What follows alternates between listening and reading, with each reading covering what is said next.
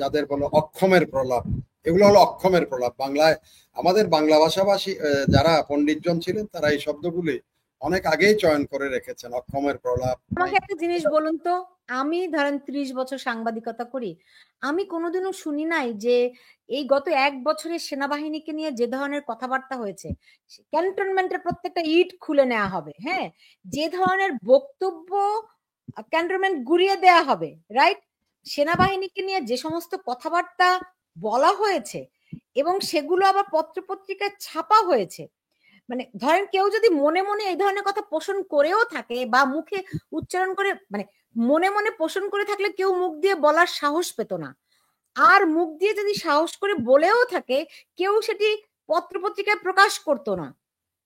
আপনার কি মনে হয় না এগুলো খুব যথেষ্ট পরিমাণে উস্কানি এটা হলো চরম উস্কানিমূলক বক্তৃতা। সেনাবাহিনী সেনানিবাস দখল করে নেওয়া, ডিজিএফআই সদর দপ্তর ঘুরিয়ে দেওয়া, এই ধরনের, তারপরে একটা অসম্ভব অকল্পনীয় একটা বিষয় নিয়ে, বা একটা যেটার বলা হয় যে যেই অলঙ্ঘনীয় কোনো একটা বিষয় সেখানে কেউ চেষ্টা তদবির করে থাকতে পারে, এরকম অতীতেও চেষ্টা হয়েছে। তবে এটা ঠিক, বাংলাদেশ সামরিক বাহিনীকে দুর্বল করার জন্য কোন দেশের বা কারো যদি অভিষ্ট লক্ষ্য থাকে, তারা নিশ্চয়ই খুশি হবেন যে সেনাবাহিনীর মধ্যে যদি অস্থিরতা থাকে, যদি থাকে, আর যদি সেনাবাহিনীর মধ্যে কোনো ধরনের উচ্ছৃঙ্খলা বিশৃঙ্খলতা সৃষ্টি করা যায়, তাহলে বলা যাবে যে বাংলাদেশ সেনাবাহিনী সারা বিশ্বে শান্তি স্থাপন করে বেড়াচ্ছে, নিজের দেশে শান্তি। সামরিক বাহিনীর হাঁটুতে এই ধরনের বক্তব্য বিবৃতিও দিয়েছেন। এগুলি শুধু অর্বাচীনতা নয়, শুধু ছেলে খেলা নয়, এগুলো শুধু হাস্যকর, যাদের বলা হয় যে আপনার যাদের বলো অক্ষমের প্রলাপ, এগুলো হলো অক্ষমের প্রলাপ। বাংলায় আমাদের বাংলা ভাষাভাষী যারা পণ্ডিতজন ছিলেন তারা এই শব্দগুলি অনেক আগেই চয়ন করে রেখেছেন। অক্ষমের প্রলাপ, তারপরে কল্পনা বিলাস, তারপরে এই ধরনের কথাবার্তা। তো যদি সেনাবাহিনীর গেলুই যদি হাঁটুতে থাকতো, আমি আরেকটা অনুষ্ঠানে বলেছিলাম সেটা, তাহলে হয়তো জেনারেল জিয়ার ক্যাবিনেটে মন্ত্রিসভায় শাহ আজিজের মতো এত রাজনৈতিক ঘিলু নিয়ে মন্ত্রিত্ব গ্রহণ করতেন না। আপনার মির্জা গোলাম হাফিজের মতো এরকম সিজন পলিটিশিয়ান ওনার মন্ত্রিসভায় থাকতেন না, সবুর খানের মতো লোক ওনার কাছে থাকতেন না, বা একইভাবে আপনার যারা সেই সময় এক একজন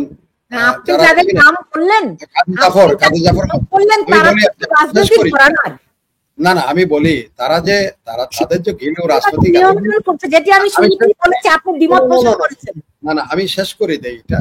সেখানে এই যে এত ঘিলুওয়ালা রাজনীতিবিদরা সবাই জেনারেল জিয়া, আমি যতটুকু জানি, ওই যে ক্যাবিনেটে ঢুকলে তখন হরিতরি কম্প ছুটতো যে কার দিকে না দেখে নজর দেয়।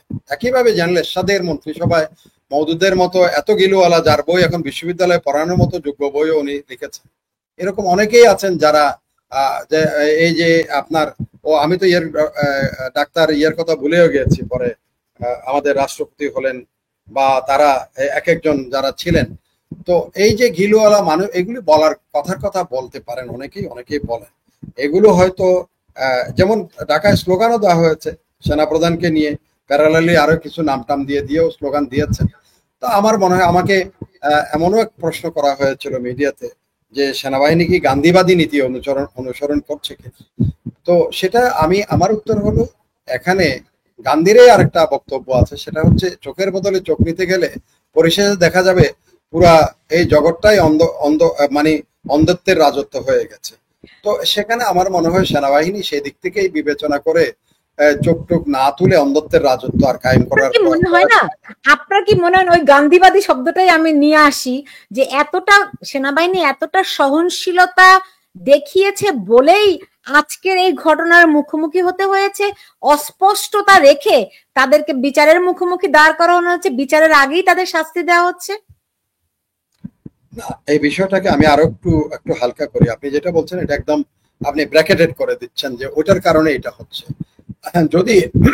যদি আমি বলি ওইটার কারণে না, কিন্তু কনসিকুয়েন্সেস, ওটা ছিল মর্নিং শোজ দ্য ডে, যদি তাই না, হয়ে থাকে তাদের কথাবার্তার মধ্যে থেকেই আজকের যে এখানে এই clip আসবে। আরো আপনি মর্নিং শোজ দ্য ডেজ যে কথাটা বলছেন, আবার সেখানে সফোক্লিসের একটা কথা আছে আরো সুন্দর, সেটা হচ্ছে সন্ধ্যা পর্যন্ত অপেক্ষা না করে বলা যায় না দিনটি কেমন গেল। আপনি morning show that is wrong.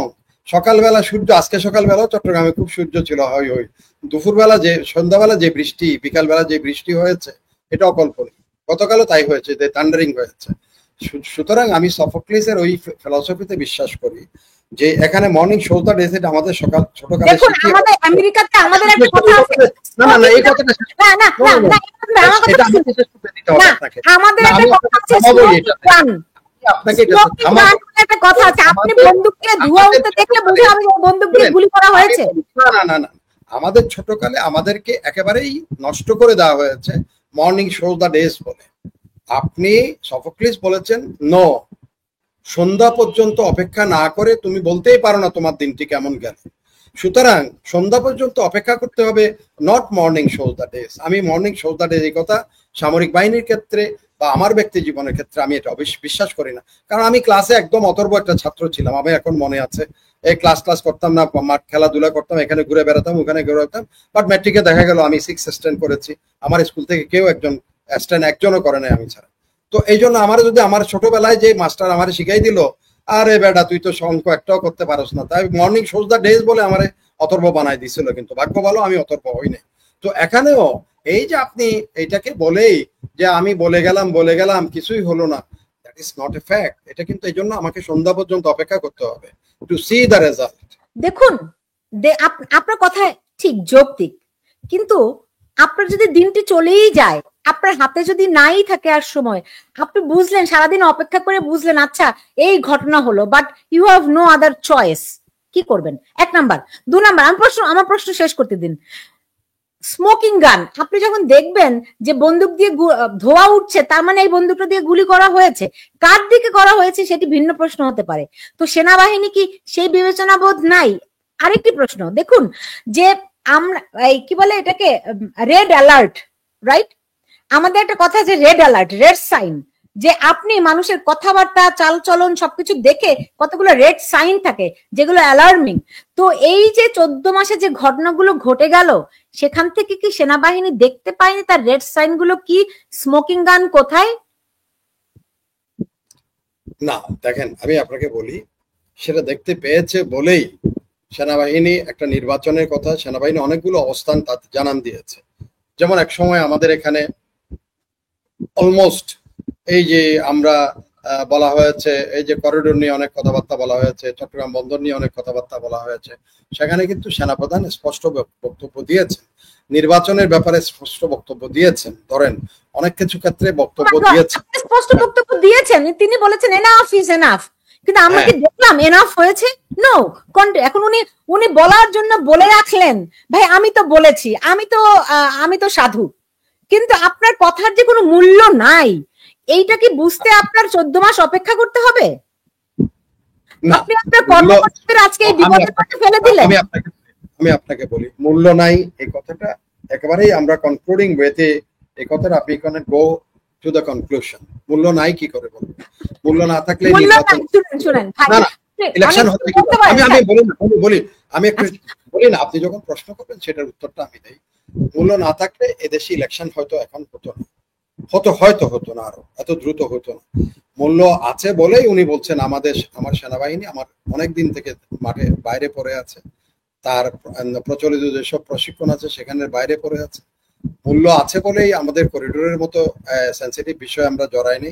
মূল্য আছে বলেই হয়তো দেশের এখনো পর্যন্ত রাজনৈতিক দলগুলির মধ্যে বিভক্তি রেখা এমন পর্যায়ে পৌঁছানো যে মারামারি কাটাকাটি একেবারে শেষ স্তরে চলে। যে আপনি বলছেন যে পুলিশ নাই দেশে, এখন পুলিশ কোনো কাজেই করে না। পুলিশ বলে কি, আপনারা তো বাইরে আছেন, আপনারা জানেন না এখানে পুলিশের যদি যায় কেউ অভিযোগ দেয়, আমি অনেকের কাছে শুনছি, সে বলে যে আর্মি পেট্রোল আসলে ওনাদের সাথে যাবো, কারণ পুলিশ সাহসও করে না নিজেরা গিয়ে কোনো কিছু, কারণ কোনখানে মবের সামনে পড়বে। সে অনেকগুলো ঘটনা ঘটেছে, এখানে হয় নাই। এই যে পুলিশ কেন অ্যাকশন নিয়েছে, পুলিশকে বদলি করে দিয়েছে, ওসিকে বদলি করে দিয়েছে, এটাকে বদলি করা হচ্ছে। সুতরাং এইসব জিনিস সেনাবাহিনী যেই দেশের এই মুহূর্তে, হ্যাঁ কিছু জিনিসের ব্যাপারে সহনশীলতা, যে আপনি বলছেন একজন ব্যক্তি তাকে অনেক ধরনের আইন আছে, সেনা আইন আছে, সেনাবাহিনীর বিরুদ্ধে কুৎসা রটালে সেটা আর্মি অ্যাক্টে আবার এটা প্রতিবিধানের ব্যবস্থা আছে। সেই প্রতিবিধানের ব্যবস্থা কিন্তু গ্রহণ করা হয় নাই। মানুষ এটা দিব্যি চোখে দেখেছে এবং মানুষ প্রশ্ন করছে কেন ব্যবস্থা গ্রহণ করা হলো না। ঠিক আছে, আপনি সামরিক বাহিনী ধরে নিয়ে পিটাও, মারো, কাটো, এগুলি করা, যেটা সামরিক বাহিনীর কাজে হলো।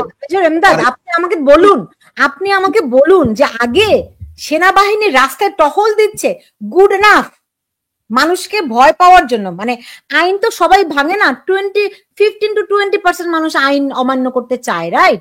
তো তাদের জন্য ওই সেনাবাহিনী টহল দিচ্ছে, ওইটাই গুড এনাফ ছিল। আর এখন সেনাবাহিনী সেনা সদস্যদের সামনে বসে তাদেরকে নিয়ে হাসি তামাশা মস্করা করে। কোথায় দাঁড়িয়েছে আমাদের সেই সেনাবাহিনী? শুনেন, এটা আমাদের দেশে বলেন। আপনি কি হোয়াইট হাউসে ইয়াতে দেখছেন, ক্যাপিটাল হিলের দৃশ্য দেখেছিলেন ট্রাম্প যেদিন পরাজিত হলো? আমাকে একটু বলেন আগে, দেখছেন কিনা বলেন। আপনি আমেরিকায় আছেন না? না, আমেরিকায় আছেন তো কি পরিমাণ আমেরিকান সেখানে যখন তৎকালীন chief of joint staff general মিলিকে যখন প্রেসিডেন্ট ফোন করেছেন, প্রেসিডেন্ট উত্তরটা আপনার মনে আছে? প্রেসিডেন্ট কি উত্তর, sorry, joint chief of staff Milley যে উত্তরটা দিয়েছেন ডোনাল্ড ট্রাম্পকে, যে mister president, I have not taken oath in your name, I have taken oath in the name of the constitution. তো এখানে কনস্টিটিউশন যদি আপনি ধরেন, আমরা অনেক সময় দেখা গেছে যে কনস্টিটিউশনাল কিছু বাইন্ডিংস এর বাইরেও চলে গেছে, আবার কতগুলি কনস্টিটিউশনাল বাইন্ডিংস এর মধ্যেও থেকেছে। হ্যাঁ, এই যে যেমন আমি যারা এই ধরনের অত্যত্বপূর্ণ কথাবার্তা বলেছে তাদের বিরুদ্ধে ব্যবস্থা গ্রহণ না করা, এটাও কিন্তু সেনা আইনে যে বিধি আছে সেটাকেও সেই অনুযায়ীও ব্যবস্থা গ্রহণ করা হয়নি। এটা অস্বীকার করার কোনো উপায় নাই, মানে কোনো পথ নাই, এটা স্বীকার করতেই হবে। সো এটাতে করা হয়েছে, এটা ব্যত্যয় ঘটেছে, এটা স্বীকার করতেই হবে। হয়তো আপনি যেটা বলছেন সেটার থেকে অনেকেই আরো বেশি করে আশকারা পেয়ে মাথায় উঠার বলে যে ওই বানরকে আশকারা দিলে আস্তে আস্তে আস্তে হাতে পায়ে উঠতে উঠতে মাথায় উঠে যায় এবং মাথায় উঠে অনেক কাজও করে।